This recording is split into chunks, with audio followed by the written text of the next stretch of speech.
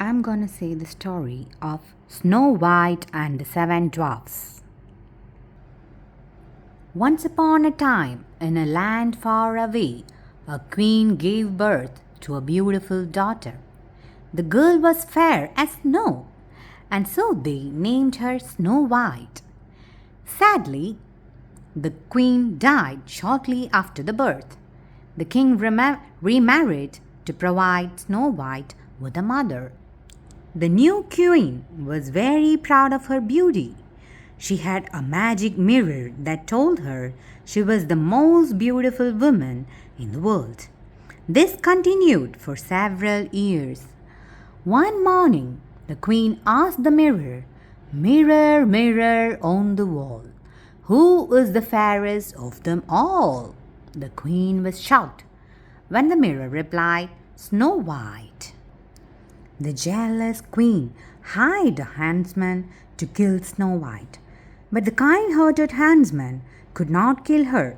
He spared her life and warned her of the queen's intentions. Poor Snow White wandered around the forest, dazed and lost. She stumbled across a tiny cottage and decided to rest there.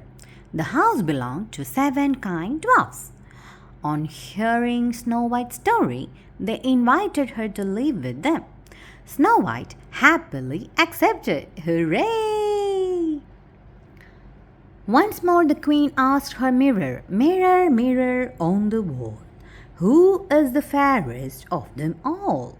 "Snow White," replied the mirror.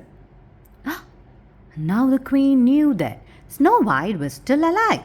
She made an irresistible poison apple and laughed to herself. This would be the end of Snow White. The queen disguised herself as an old fruit seller and went to the cottage in the woods.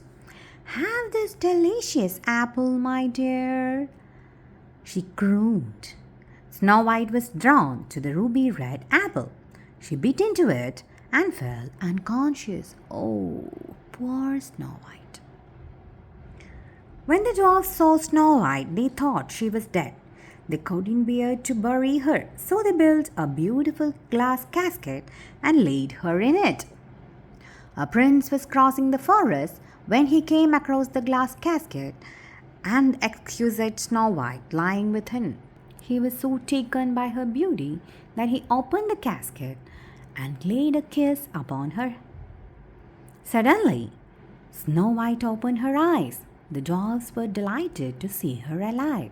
The prince took Snow White to his kingdom, where they got married and lived happily ever after.